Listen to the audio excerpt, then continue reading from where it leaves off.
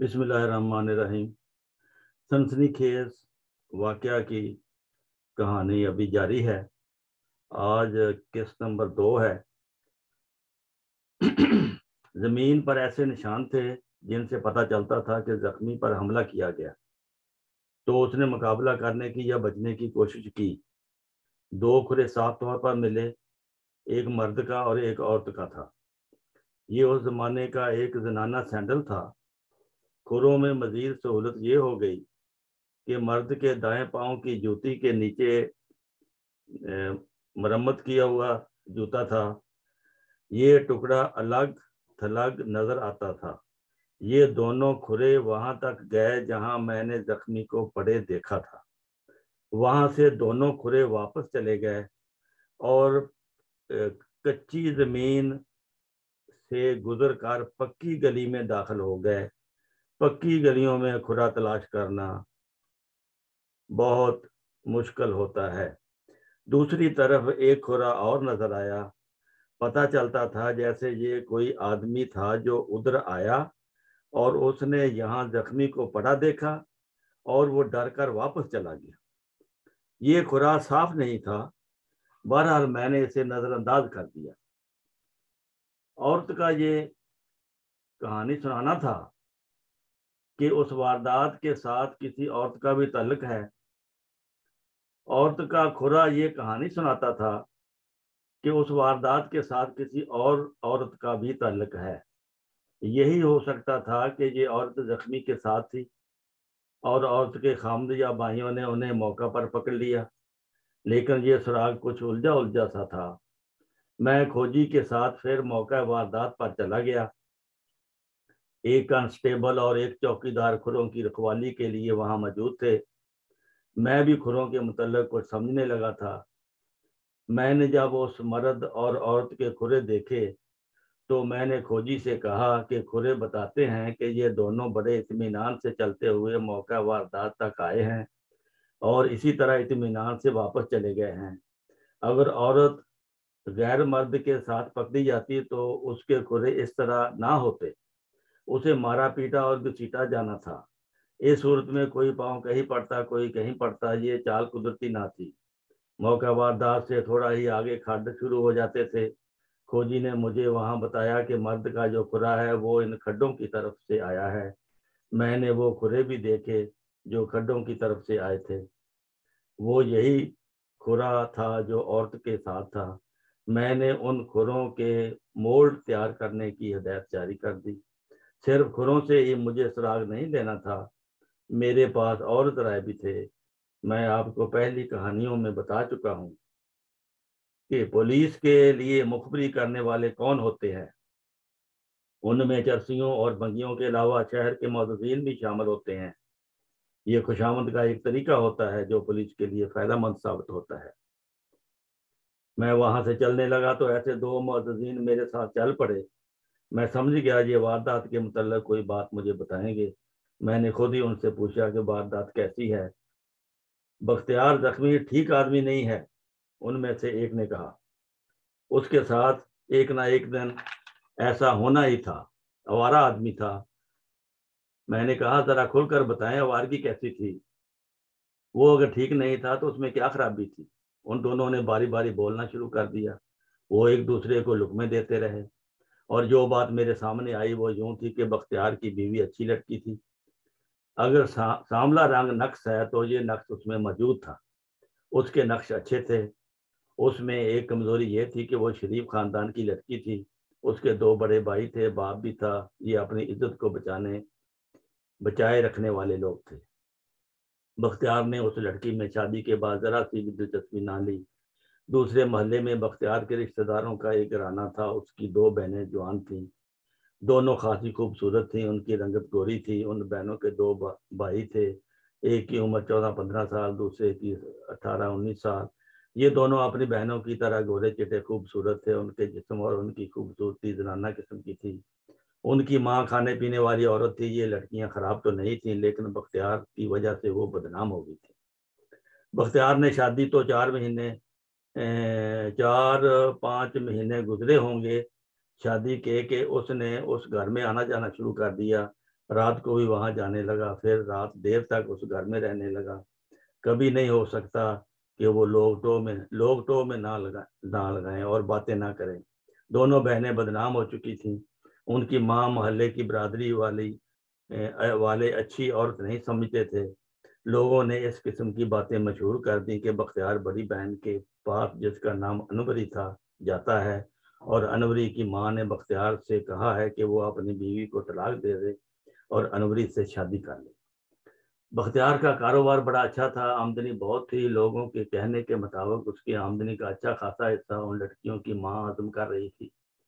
بختیار کی بیوی اکثر اپنے ماں باپ کے گھر رہتی تھی۔ بختیار نہ کبھی اس کے ساتھ گیا، نہ کبھی اسے اپنے گھر لانے کو کہ شادی کو 2 سال ہونے کو آئے، بختیار نے اپنی بیوی کو طلاق دے دی۔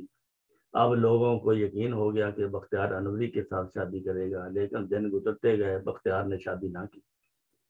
ایک بات یہ بھی مشہور ہوتی ہے کہ بختیار بڑی کی بجائے چھوٹی بہن کے ساتھ شادی کرنا چاہتا ہے۔ چھوٹی بہن کا نام راہیلہ تھا۔ آخر یہ دن آ گیا کہ بختیار پر کسی نے حملہ کیا، اور طلاق اور قاتلانہ حملے میں تقریباً 1 سال کا وقفہ تھا۔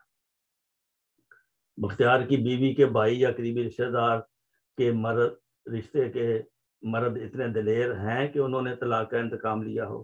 نہیں، مجھے یہ جواب دیا گیا، ان میں اتنی ہمت ہوتی تو طلاق کے فوراً بعد انتقام لے لیتے۔ انہوں نے باتیں تو بہت کی تھیں، لیکن کچھ نہیں کر سکتے تھے، نہ کچھ ان میں کرنے کی طاقت تھی۔ یہ دونوں معتزین بولتے جا رہے تھے، میں بظاہر سنتا جا رہا تھا، لیکن میں دراصل سوچ رہا تھا کہ بختیار کی بیوی کے لواحقین کو میں نے ذہن سے اتار دیا تھا۔ یہ صحیح تھا کہ انہیں اگر انتقام لینا ہوتا تو وہ بہت پہلے لے چکے ہوتے۔ میں نے ان دونوں آدمیوں کی باتیں سن لی، لیکن یہ سب سنی سنائی تھی، میں ان کی ہر بات کو سچ نہیں مان سکتا تھا۔ آپ جانتے ہیں کہ لوگ رائی کا پہاڑ اور بات کا بتنگڑ بنا لیتے ہیں۔ سکندل کرنا ہمارے معاشرے کا بہت بڑا ہنر ہے، اور یہی تفریح ہے۔ پھر بھی میں ان دونوں آدمیوں کا ممنون تھا کہ انہوں نے مجھے بڑا قیمتی سراغ دے دیا تھا۔ میرے پاس شامل تفتیش کرنے کے لیے کچھ افراد اور آ گئے تھے۔ یہ انوری اور راہیلہ کے دونوں بھائی تھے۔ ان پر مجھے یہ شک ہوا کہ جیسا کہ مجھے بتایا گیا تھا کہ ان کا یارانہ بدماشوں کے ساتھ تھا۔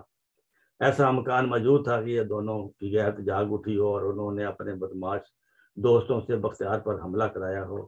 یہ اسی صورت میں ممکن تھا کہ ان بھائیوں نے بختیار کو اپنی کسی بہن کے ساتھ نازیبا حرکتیں کرتے دیکھا ہو۔ میرا یہ شک بڑا ہی کمزور تھا، کیونکہ ان لڑکوں کے چال چلن اور جسمانی حالت کے متعلق مجھے جو کچھ بتایا گیا تھا، اس کے پیش نظر ان دونوں میں اتنی غیرت اور جرت نہیں ہونی چاہیے تھی۔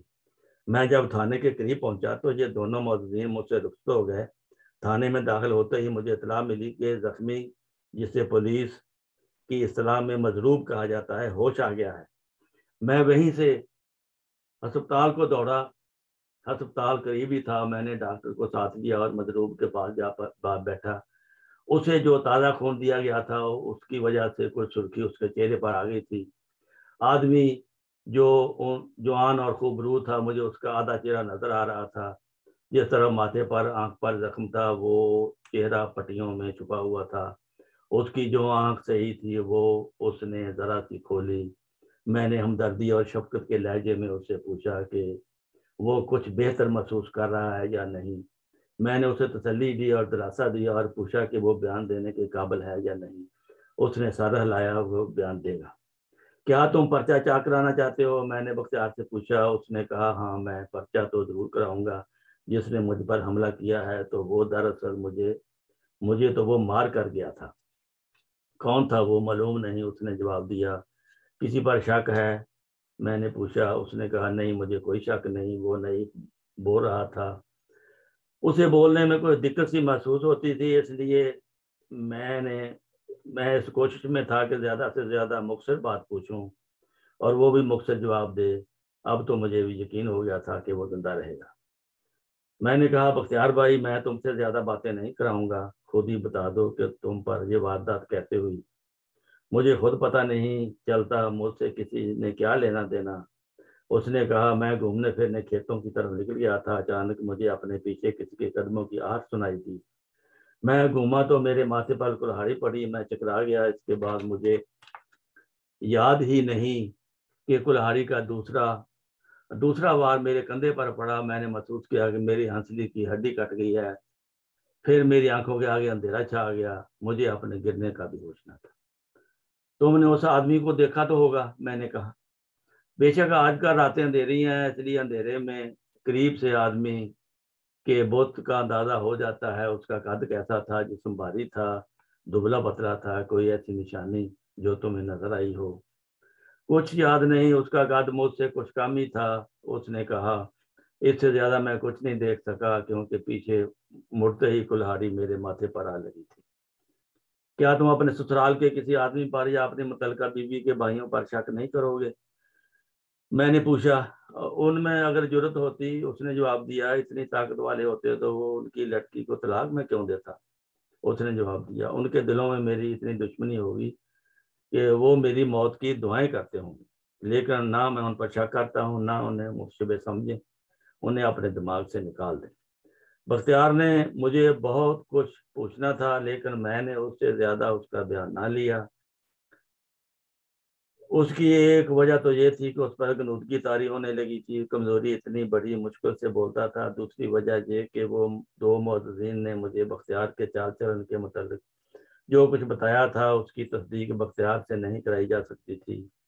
بس یہ منظر مجھے دوسروں سے معلوم کرنا تھا. میں نے اس کا جو بیان قلم بند کیا اسے پڑھ کر سنایا. ڈاکٹر نے اس سے پوچھا کہ اس کے بیان میں کوئی چیز غلط یا فالتو تو نہیں لکھی گئی؟ اس نے کہا نہیں, اس کا بیان بالکل صحیح قلم بند کیا گیا ہے اور وہ اس سے زیادہ کچھ نہیں کہے گا. میرے کہنے پر اس نے اپنے بیان پر دستخط کر دیے. پھر ڈاکٹر نے اس بیان کے نیچے لکھا کہ یہ بیان اس کی موجودگی میں ریکارڈ کیا گیا ہے اور اس میں وہی کچھ لکھا ہے جو مضروب نے کہا تھا. یہ بھی کہ بیان دیتے وقت مضروب پوری طرح ہوش و حواس میں تھا. یہ ناظرین آج کی آخری دوسری قسط ختم ہو گئی ہے. تیسری قسط انشاءاللہ پھر آپ کی خدمت میں لے کر پیش ہوں گے.